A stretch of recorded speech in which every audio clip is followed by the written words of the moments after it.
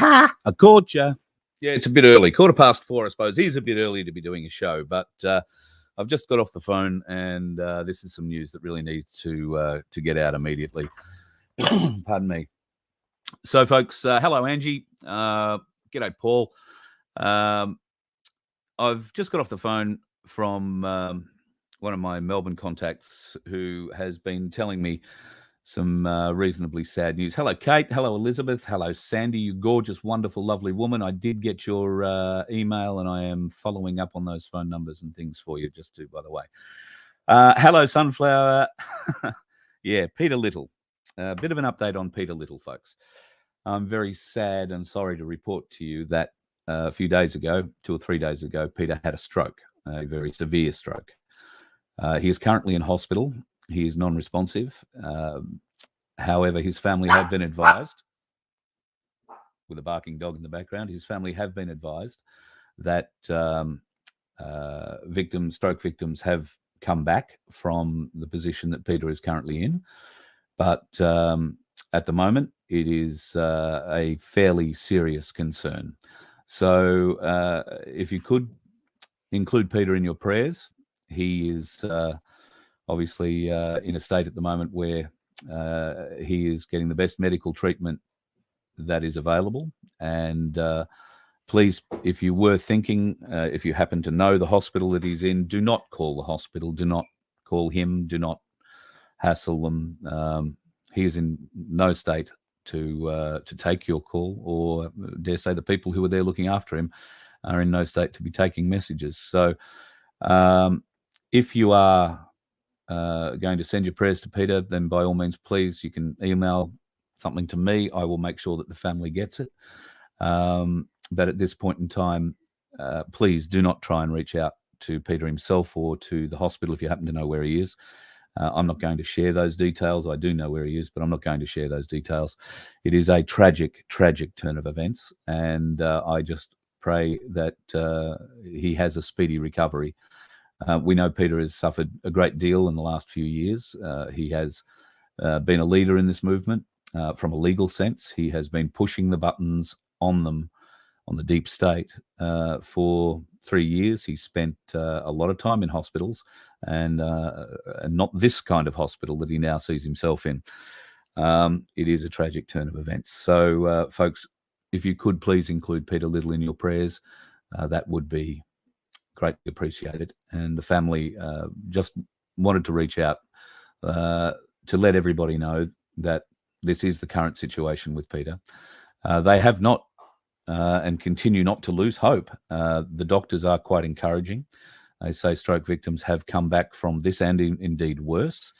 But at this point in time, Peter is unable to function at all. He couldn't even tell you how to work a phone, let alone work one. So yeah, really, really shitty for Peter Little. Sunflower. How did my first day at the station go? Oh, well, I had a little bit of fat finger disease. I might have played a few things in the wrong places, but at any rate, everything got played that should have got played, and some bloody good music. So yeah, had a little bit of fun on there. I've also gone and started a TikTok account. So if you are remotely into TikTok, I've only done this for the radio station. I don't have anything to do with TikTok generally, but the lady that was doing the breakfast show before me, she's picked herself a job up, her first job in commercial radio, God love her, and all the best to her. So she's heading off to start that great adventure. So yes, I'll fill in for well, however long they want, really. I guess I think we're going to do a suck it and see for 3 months and see what happens. Bay FM is located on the Moreton Bay, Redlands area in Brisbane, and 100.3 is the FM frequency you can find them on. They do have a pretty good coverage area, actually. You can get them from the Bay all the way into the city and south, pretty much most of the way to the Gold Coast, well into Logan and other areas. I don't think it gets down to the Gold Coast. Pretty sure it doesn't. And I think once you get over the Gateway Bridge heading north, it gets stretchy. That's where the null is in transmitter terms. So I'll be filling in on there for a little while, but it's a bit of a rock station, so I'll be playing some rocky kind of music in the mornings, just my kind of thing. So I'm looking forward to getting better at it. It's been a little while since I've had to pull an on-air shift, and the equipment that I'm using here at this radio station is decidedly different to the equipment I was using at the last radio station. So fat finger disease is something I'm suffering at the moment. And you'd wonder why, because I've been pushing buttons in radio stations for 40 years. I think I was just spoilt with the last system I worked on the Sunshine Coast. It is just the duck's nuts when it comes to working in radio broadcast, I can tell you. Not to say that community radio stations don't have great equipment, but not this one. It's got equipment. It's all good. It'll get noise out and we get to play all the songs. That's what I like to hear. So, yeah. Angie, what do I know about 30,000 military in Queensland? I know that there are a lot of more than 30,000 in Queensland. They're not all in Queensland. They spread across the Northern Territory and Northern West Australia and the top end of Queensland. It is all part of Operation Talisman Sabre, and there are 30,000 international troops, probably more. I have heard that there are 30,000 Marines in the country alone. Whether or not there are, I don't know. Nobody sent me pictures of them. Nobody can tell me where they are. Nobody can tell me where they're camped out.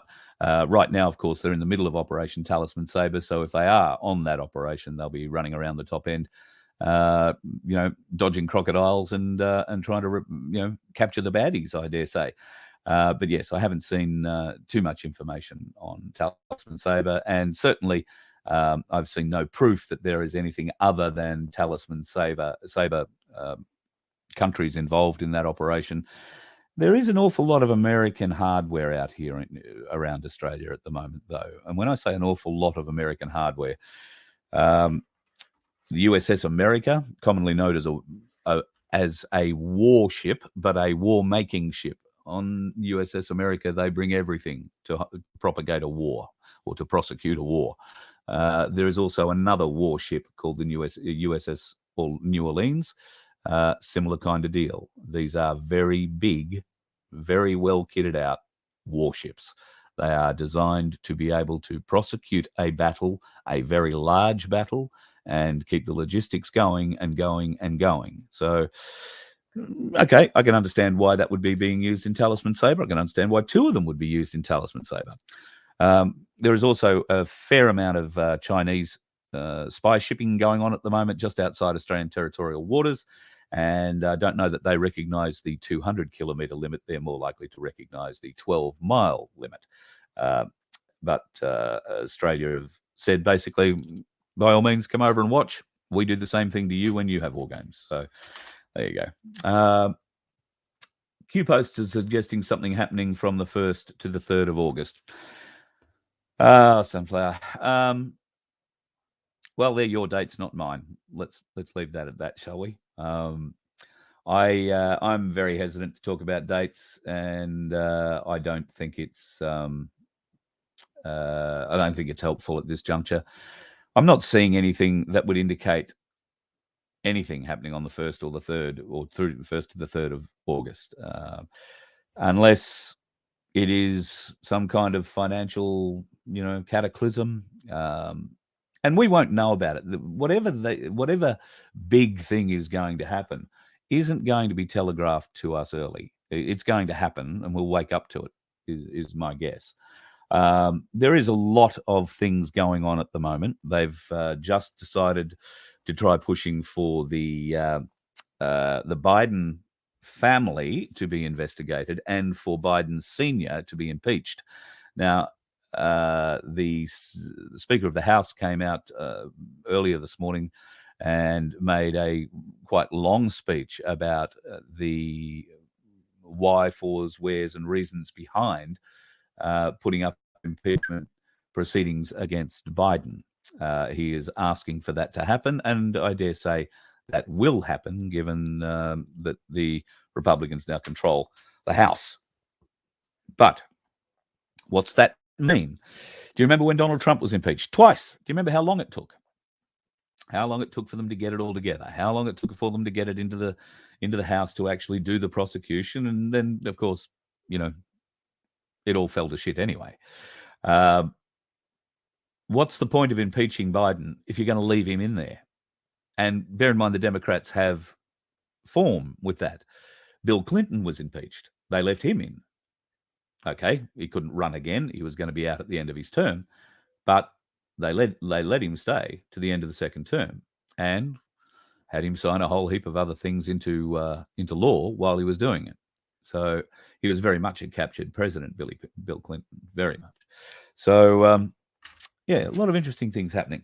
Now, there will be another show tonight, folks. This was only a short one just to let you know about Peter Little. I have already spoken with a gentleman called Ron Fenwick. Now, Ron is a herbalist. He is an iridologist, runs a practice, and he has been involved with a bunch of scientists, I should say, that have been discussing, looking at, and querying different elements of what they are seeing in the science behind the mRNA jabs. This will be a Rumble-only show tonight. Okay, it will be on at 6:30, but it will only be on Rumble. You will not see it on this unless you are watching Voice of Freedom on YouTube. It will not be on any of the other YouTube channels. It will only be on the Voice of Freedom YouTube channel, which I'm doing just to try and prod YouTube to see if they're going to ban me on that. And because rest assured, if I put it on the main channels, I'll certainly ban it, but I might be able to get it left up on Voice of Freedom. A lot of other stuff goes there and they don't tend to knock it. So if you don't know how to find that, or you can't figure it out, then just go to Rumble, look for Voice of Freedom on Rumble, and 6:30 tonight, an interview with Ron you will find very, very, very interesting. Have you ever heard of something called MTHFR? I would try and tell you what all that stands for, but I'm going to require probably a medical degree to learn how to pronounce it. But we will discuss that at 6:30 tonight with Ron, and this is an extremely important link that Ron has been able to draw and prove, in fact. So this could be a reason why we are seeing some people go down very badly after an mRNA jab, and some people relatively unaffected, or at least affected in minor health terms compared to those who have had, fatal to less fatal consequences, but still ongoing serious damage. What Ron will tell us at 6:30 tonight is something you should be listening to. And go and get yourself tested. Walk into your doctor, say you want a test for that's thymoquilin.